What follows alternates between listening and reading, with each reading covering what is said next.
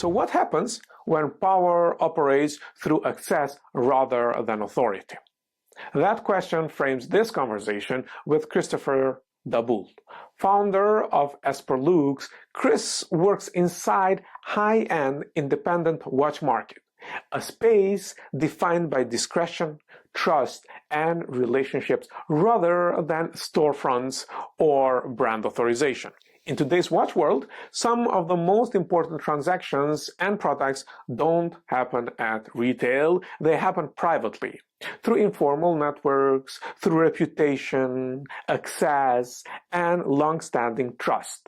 In this episode, we explore how independent dealers operate at that intersection, where high-end independent watches find their homes from the hands of artisans to the wrists of connoisseurs. Here we talk about scarcity, how access is negotiated when demand far exceeds supply. We also talk about how legitimacy is constructed outside official brand channels. But we also talk about how collectors increasingly rely on private markets to secure meaning, not just ownership. This is also a conversation about power flows. Do secondary and gray markets hold more influence than brands themselves? How do independent dealers decide which collectors gain access to rare watches, and how fragile is truth in a market built almost entirely on relationships? This episode takes us into the present tense of watch politics, where value is negotiated quietly, where influence isn't announced, and where most consequential decisions often happen out of sight. So stay with us, because in today's watch world, power doesn't always come with a logo. Sometimes it comes with access.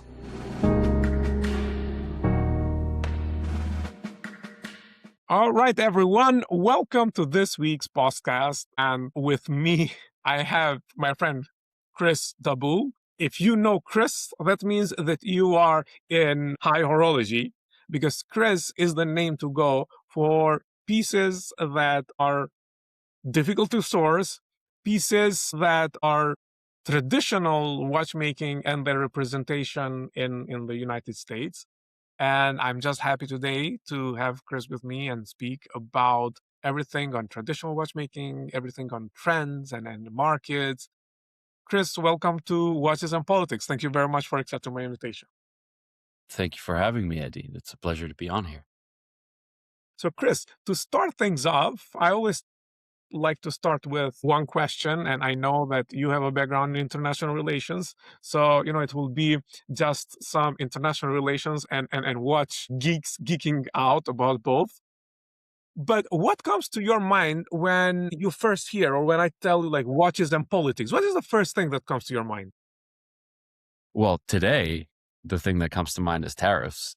If you asked me that question, a year ago, maybe it's a different conversation, but watches is a pretty straightforward thing, right? I think but perhaps politics is the more convoluted word that has to be broken down, especially when it comes to the either the business of watches or collecting of watches or the market of watches.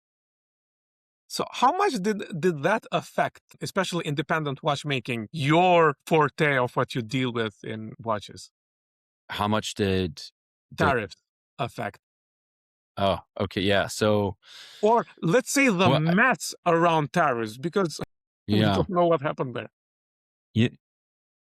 So, I mean, it's kind of crazy that after almost a year that we're still talking about this. It is what it is. It's the reality of things, and who knows what tomorrow will bring us, right? But I think it was such a shock to the system. For at least ever since I've been in the watch business, it's probably 2012. It's been a pretty consistent.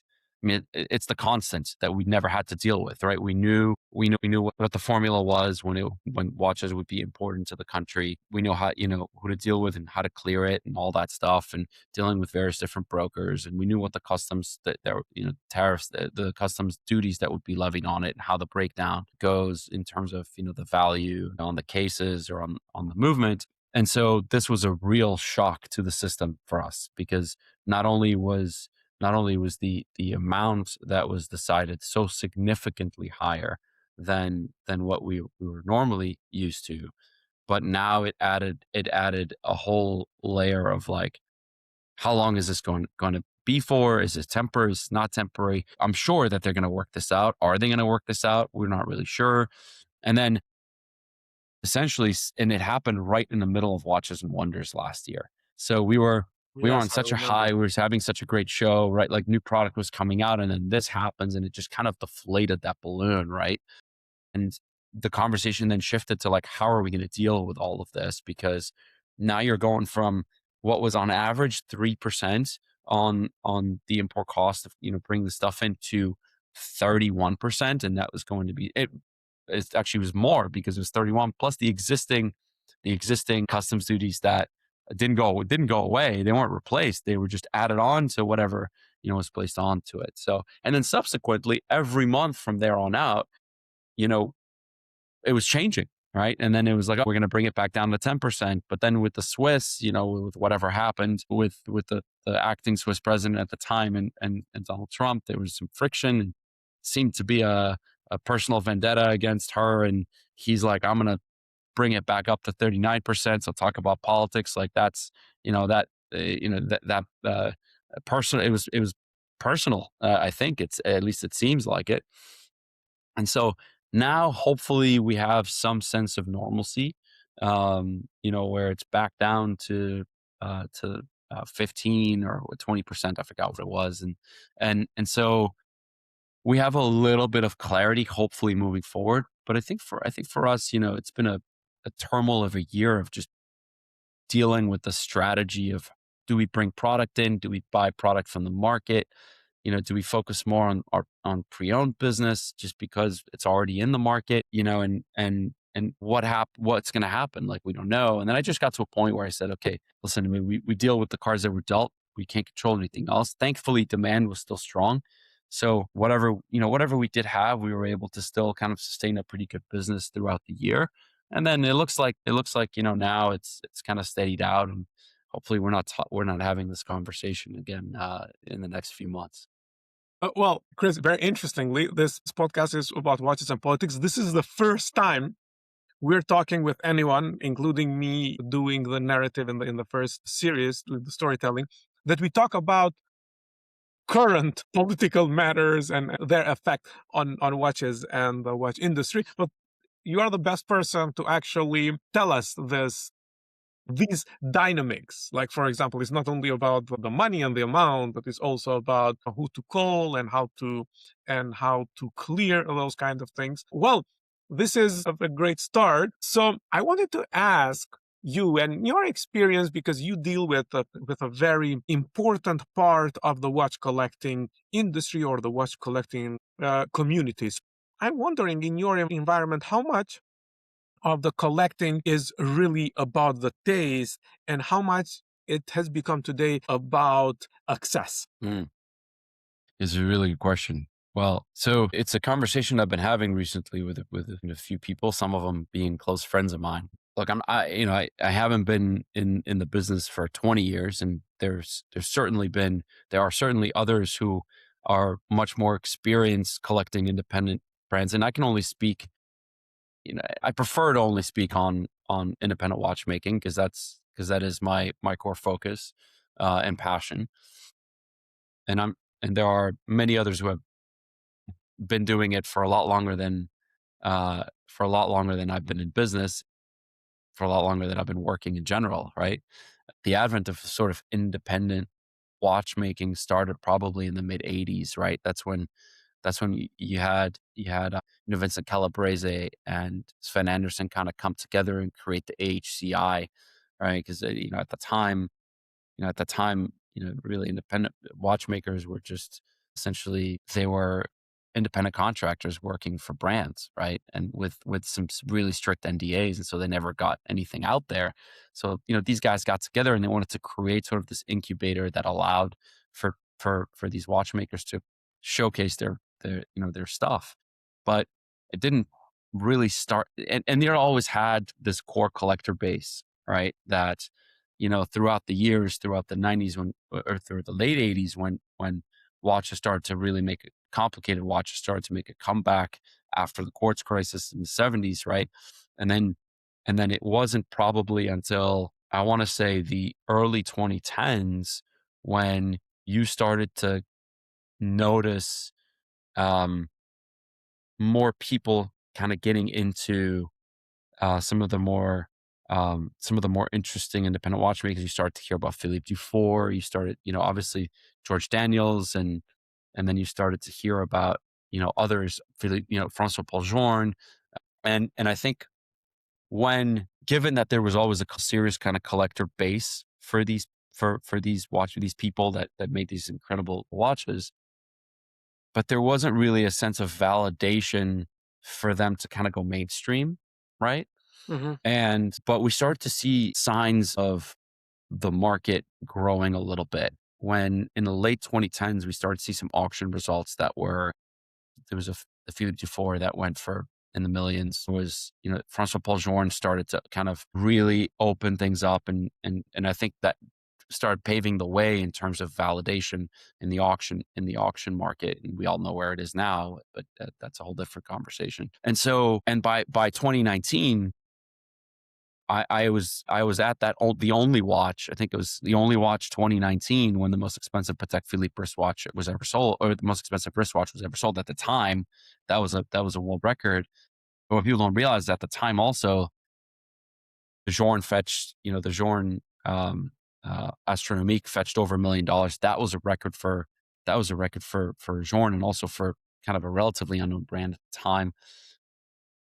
And we started to see Recep Recepi kind of come along also. His piece, I think, went for, 500,000-600,000. And so now we started to see that, oh, okay, well, if I'm going to have a hard time getting access to Journe, right? Like maybe I should start looking into some of these other ones. And then COVID comes along and then just throws fuel on the fire, right? And demand just goes for everything.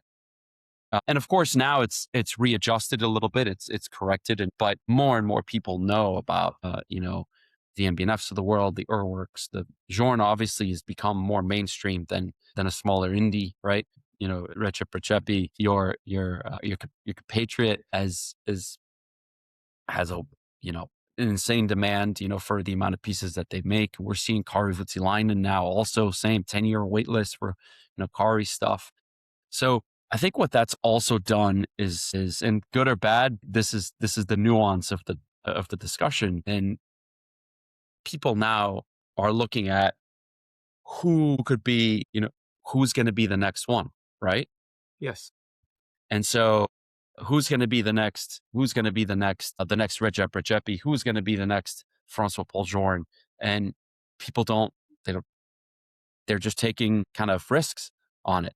So it used to be about the watchmaker and the product, right? Now it's shifted a little bit to who's behind you, who's backing you, the hype, right? Who's getting into it. And then the watchmaker and the product are kind of coming after. And you're seeing people kind of take more risks, and just like, because out of the 10 new upstart watchmakers that they commit to, maybe one or two are going to hit it big. And it's almost like this VC style approach to collecting. That is a very different world than a very different reason to collect than I think the original kind of followers and core foundational collectors, the reasons why they got into watch collecting with some of these independent watchmakers. So I think you're seeing sort of this evolution, this interesting dynamic and change of paradigm in the indie watch collecting world happening right now. And I hope that long answer satisfies your question.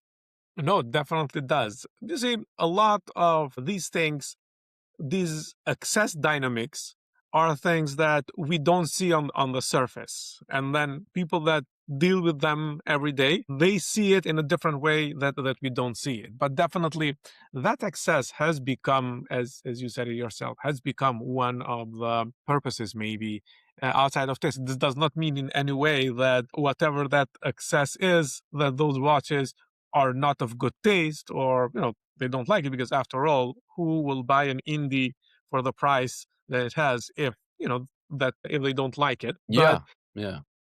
Yeah. those decisions are some maybe personal political decisions that people make, including financial decisions.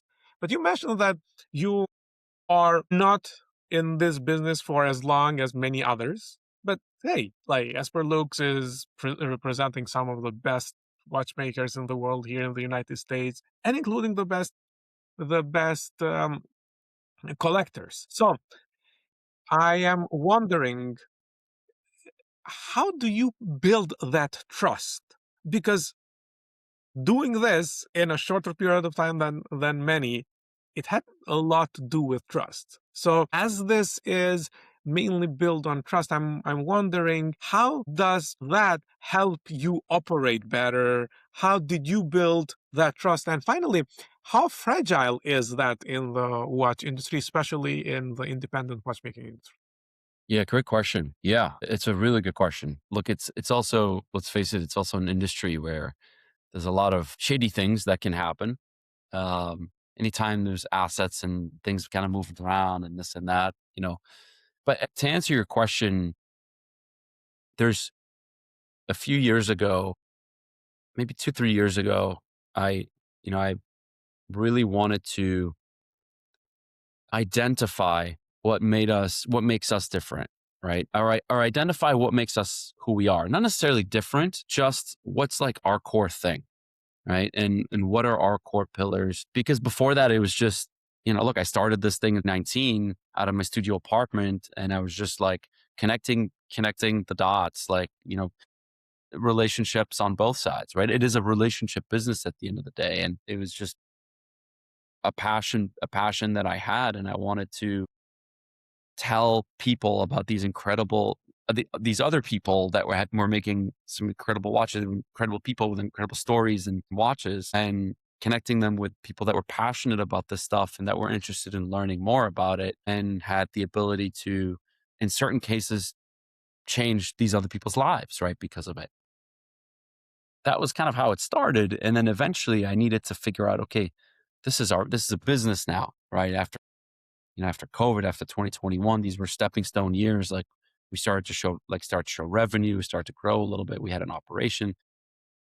And I said to myself, okay, like, who are we? Right? What are we? Right? And and I came to the realization that there were four things that were really important, right? They came to an acronym called SEEK, SEEC, right? Service, right? I come from a hospitality background too. So like in the break that I had when I was studying international relations, I realized I didn't want to continue foreign policy, national security when I was in school. I graduated and then I worked in hospitality for a couple of years. And there's a ton of overlap. There's a ton of overlap between, you know, the world of international affairs, the world of hospitality, and what I'm doing now. Because I'm meeting people from all over the world, different backgrounds, like all that stuff. I mean, this is international affairs. Yeah. And so really bringing this luxury hospitality level of service. And what is that? That's a big part of that. Yes, it's making sure that you're amenable, making sure that, you're you make people feel like they're at home and comfortable. But a big part of that is trust. And how do you build trust? You build trust by basically doing what you say, right? By not one of the golden rules of hospitality is not over promising and under delivering. And we just try to under promise and over deliver, right? And I think when you don't raise people's expectations to that this way, and then they're kind of disappointed in what they get, it makes it a lot easier to over deliver. And there's nothing better than making someone feel like super excited, because then they're going to remember that experience, right? And they're going to come back, right? So trust is really important, not over promising and under delivering, and my dad, who I got into this industry with a while, he always tells me, he's like, it's your, at the end of the day, your name, your reputation, your memories, like these are what people remember. Everything else can go, but at the end of the day, like, they're going to know who you are as a person when they deal with you. It might be this today, it might be something else down the road, who knows? But so that kind of goes into that service, the S for service. E for education, educating. I think people really love the added value of being able to learn. And for us, an educated consumer it's the best kind of customer, right? They're going to come back to you to learn more. And so that's another element of added value that we bring to the table. And then E again for experience, not just the experience that we bring to the table, but the experience that the customer is going to have. And that's really important. And then lastly, tying it all together is C for curation. And that's, us going out there, doing the due diligence, making sure that if we're going to put our name on a brand, right, this element of trust again comes into play. If we're going to put our name on a particular brand or on a watchmaker, like that, I take this seriously. I take this there's a reason why we don't work with a ton of brands. You're not going to find every brand under the sun at our store or on our website. It's just, you're not. But what you are going to find are people that I have vetted, that I have visited, that I have seen where their workshop is, that, odds are they've been through some serious shit and they've come out of it and they're better for it. Like, and I think working with people like that, kind of doing our due diligence is really important, because now I'm a lot more comfortable putting my name on something, and it's never going to be 100%, right? There's always going to be someone that just, it doesn't work out for them, and that's okay. And I think our record for it in the 6 years that we've been in business kind of shows shows it. And that's because we take it very seriously and do our due diligence. We're not opportunists when it comes to, let's just, new brand, let's just get into it. I don't care for that. And that's also part of why, with our previous discussion, with your previous question about, the access and the kind of the rat race that's happening, right now, like, I'm not about the rat race. Like, yes, sure, like, you have to move quickly if you want to take somebody on today more than ever before, because there are other people knocking on the door. But if I'm not fully comfortable with it, like, it's just not a risk. Like, I'm happy to take educated risks, but I got to do a little bit of due diligence first. And that involves making sure the person, that I've got a good relationship with the person, and, and also understanding their philosophy and their identity, and seeing the product, and product is king, right? So all of those things, So it's interesting because that ties very nicely to my next question. And I was going to ask you, how do you decide, or do you choose who to work with in terms of the independent watchmakers? And you said yourself that you want to see them do the due diligence. And however, the second part of that question that I was curious about is that most of the people that you work with, they operate on scarcity. So it's very scarce on what they have, and the excess they have. So on the other side, how do you decide then to choose with which collectors to work with? Yeah. I mean, I guess these are two very different questions. Let me start with how I choose the brands that we work with. I think that's Okay. important. It used to be just like gut feeling. See the product, you like the product, and you meet the person, and you're like, okay, let's do business. And then as a couple years, 3 years went by, and I was doing more of this stuff, I said to myself, like, I need to figure out a way I have to figure out a more structured framework that that will give us clarity when we're looking to take on a new brand. So now I actually have a quantified system, and I'm not going to go into the details of, the secret sauce, but it's a points formula, half a point to a point. And there's a criteria of about five, six things that I look for when I have initial conversations, follow-up conversations, visits. And if it doesn't meet a certain points number, then I'm not moving forward. I'm holding off, right? Not to say that the brand can't do better later on, or that watchmaker can't can't grow beyond that. But it's just for us at that time where we are, because we also have limited capital and resources. We're small. We're a very small team. Like, we're not a big business, right? We're a very small team, and you like count on one hand, right? And so we need to apply those resources accordingly. So that's why that's what, and so that formula and has is kind of where we've taken our approach to identifying brands and bringing on new brands. And it's everything from product to to vision and a whole host of things that that I won't get into right now. As far as um, as far as who we choose to work with on the client side, I don't think it's so much who we choose to work with. We work with everybody. We're we're always, you know, we try to field every call, we try to answer every email. Um, try to have conversations with every customer, right? I think, I think your question is probably geared towards like when it comes to really high demand stuff, Mhm. how do you choose? And that also has a bit of a formula, but that formula applies to different brands differently, right?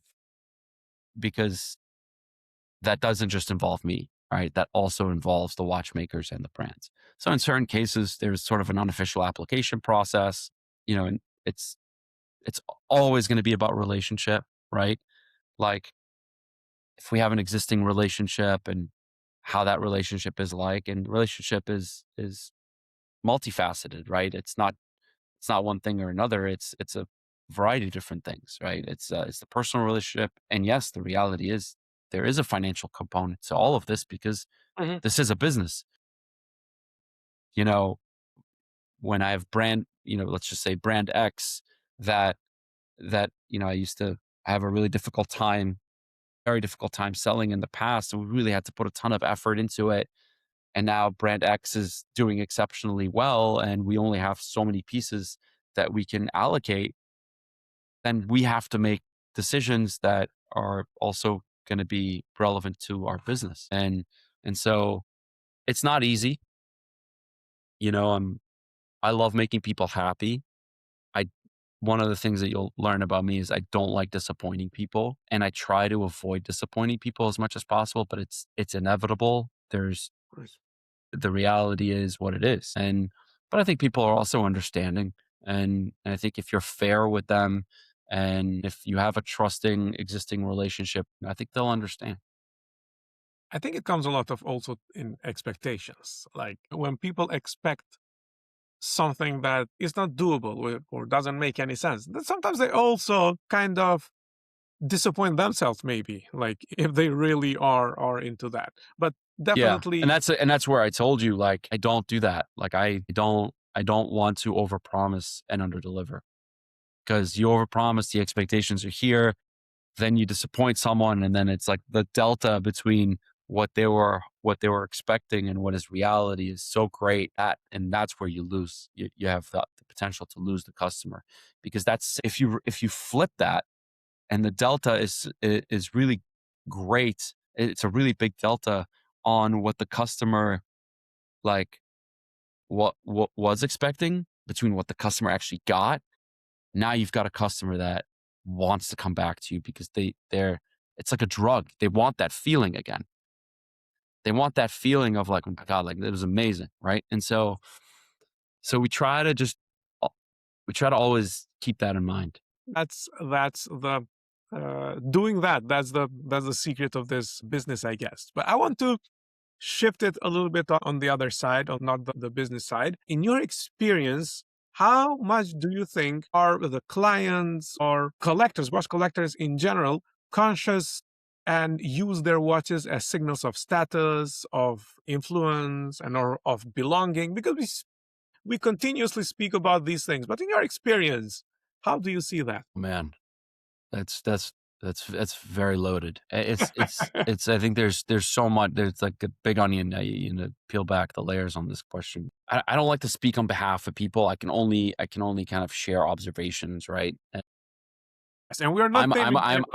I'm a collector, so I think what I can do is I can speak on on my experience. And for me as a collector, I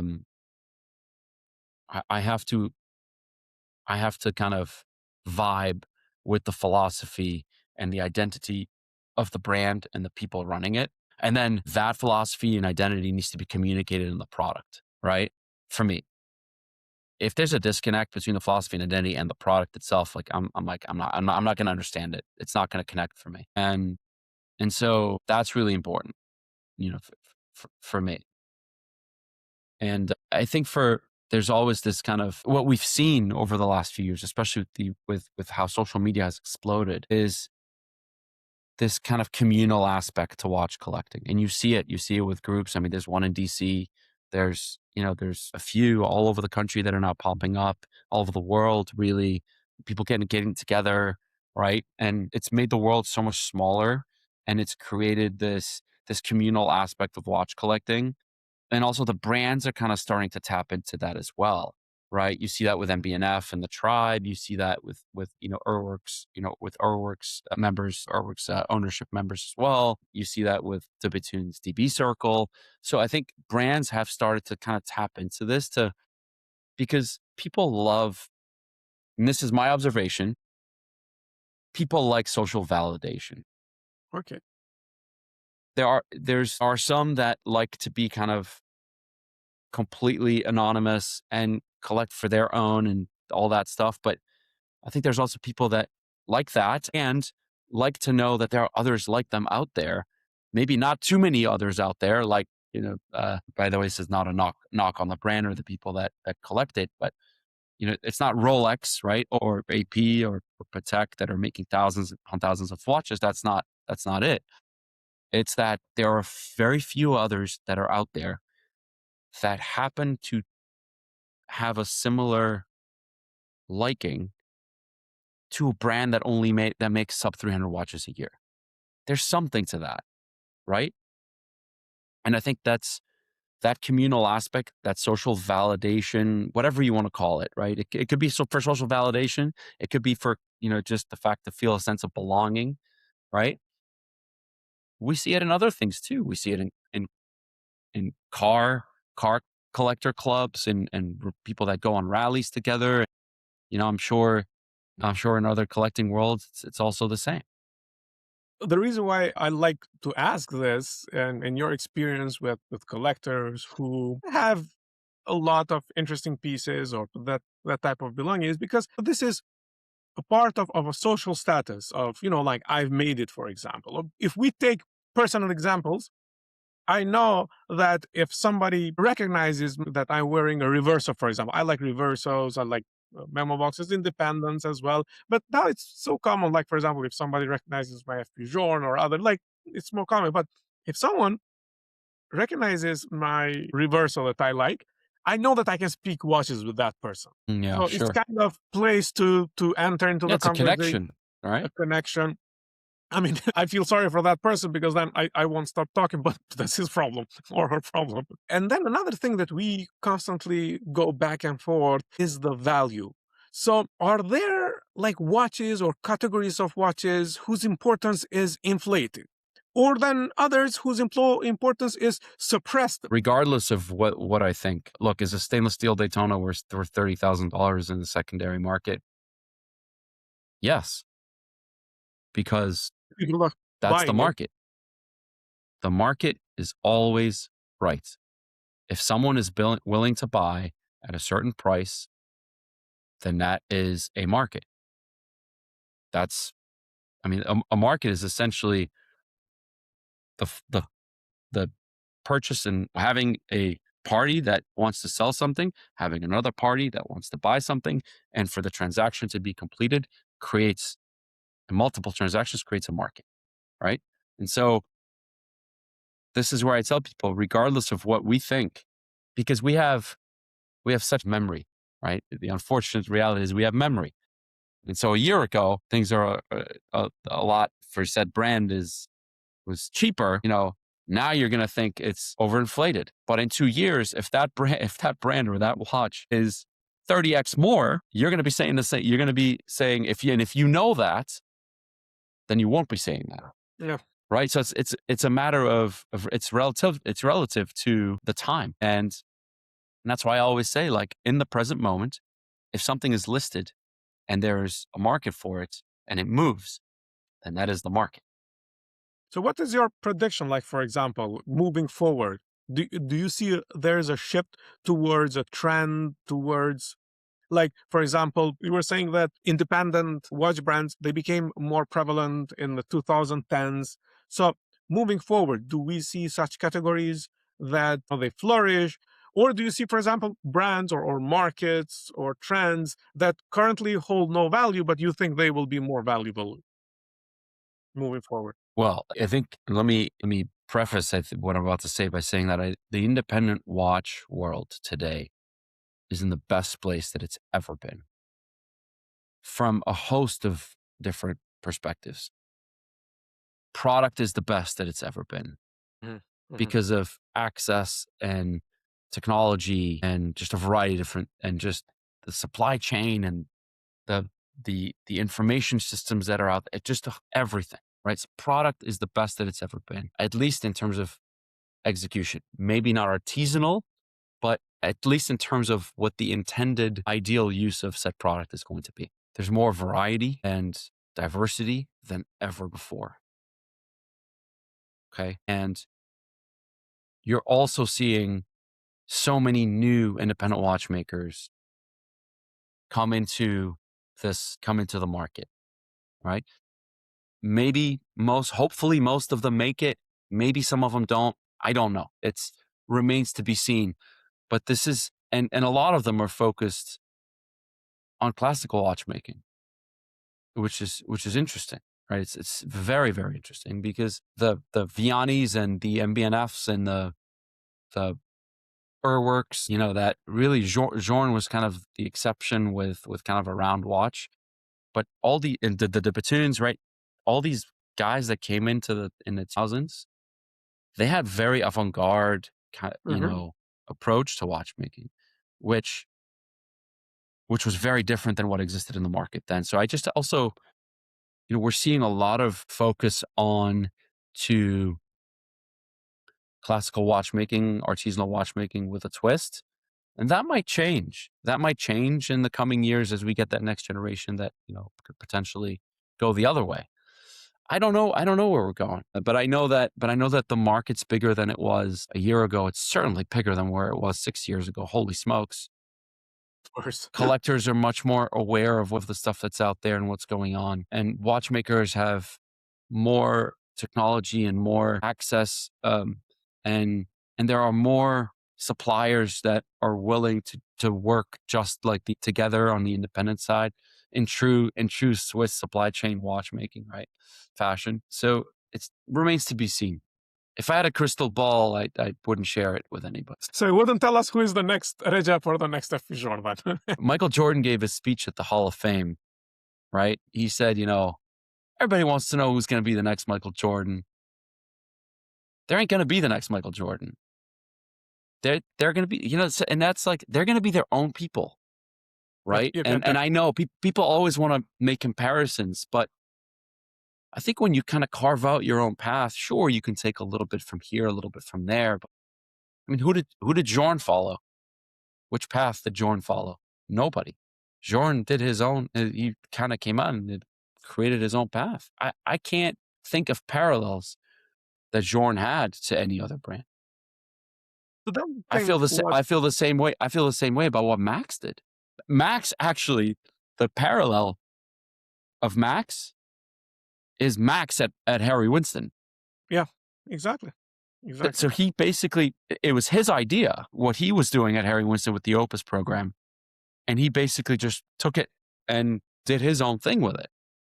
Right. So it'll be interesting to see who takes that next step up. We're seeing a lot of really great stuff right now. It's a great time. It's a great time to collect independent watchmaking I guess is what I'll cap that off with.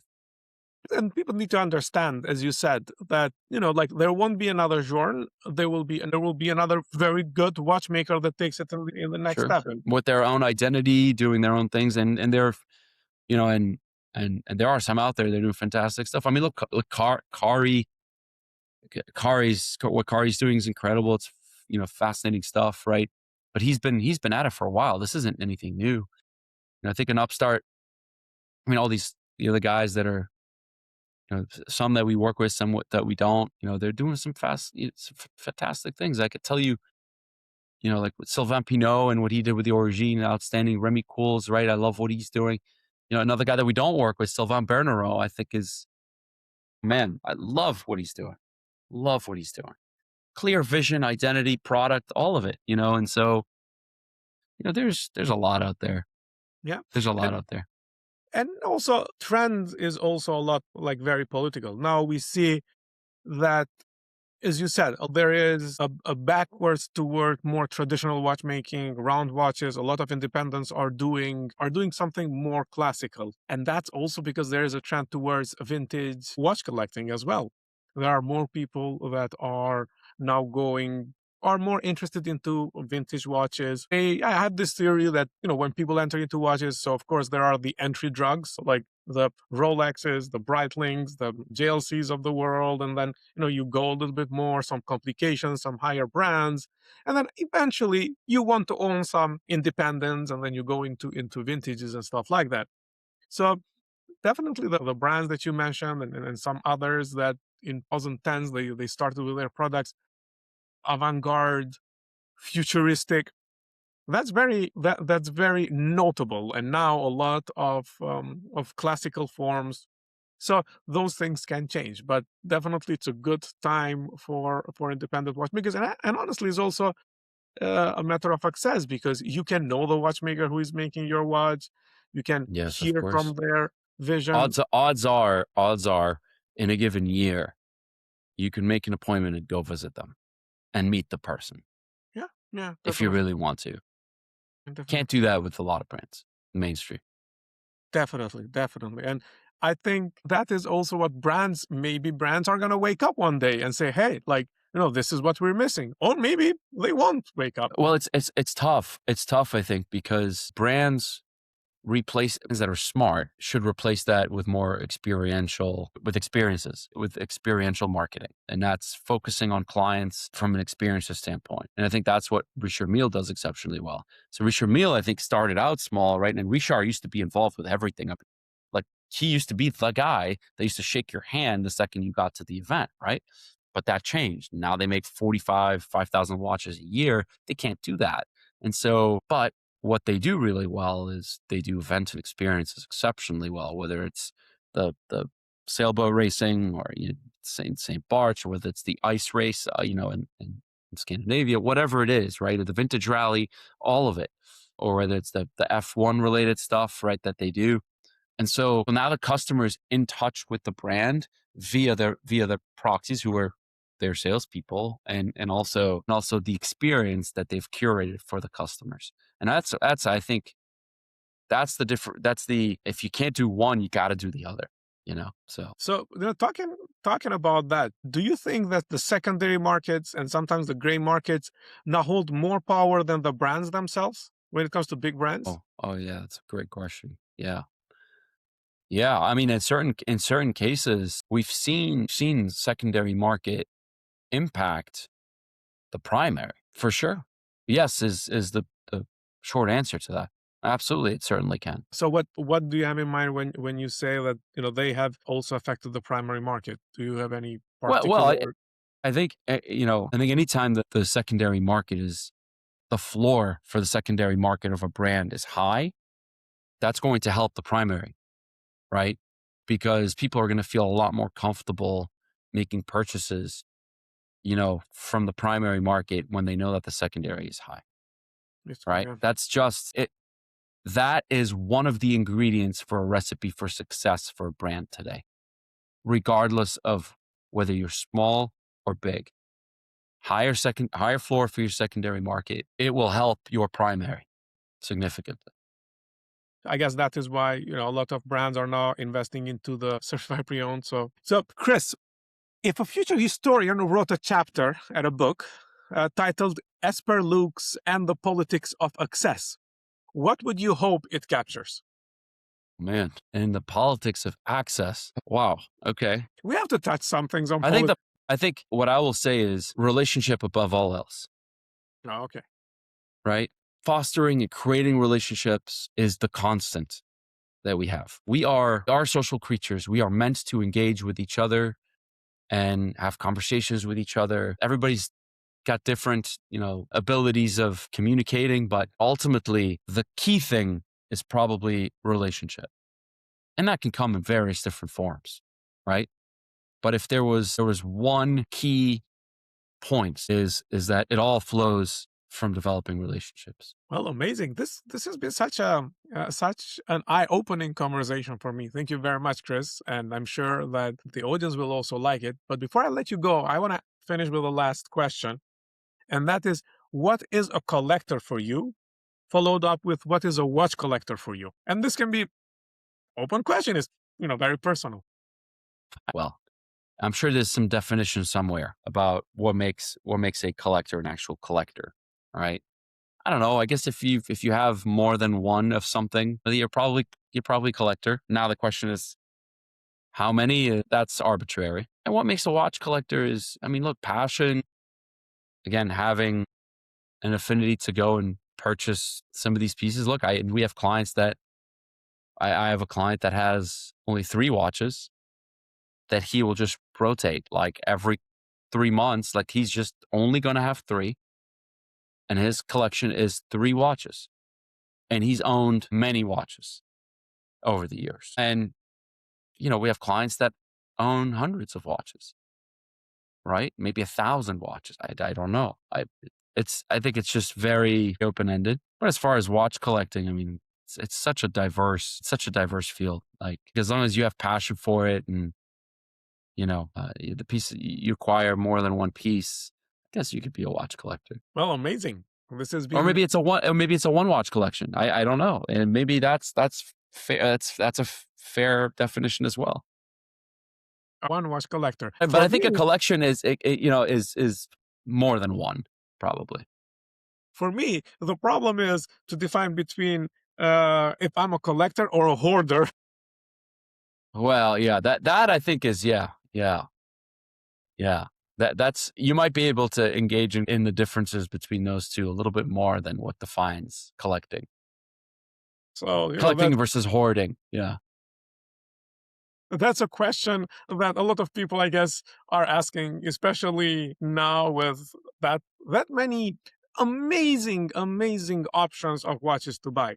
There are things that Yeah. I'm still seeing new, and they're like, oh my god, like this is so amazing, this is so good. The finishing, the manufacturing, the design, and good that these objects exist and these makers exist, so it can bring us together with more good people. I know it's a cliche, but watch collecting is a lot about people. It is. Thank Yeah. you. Thank you, Chris, so much for coming to my show. This has been such a great conversation on my end. Thank you, Eddie. Really appreciate it.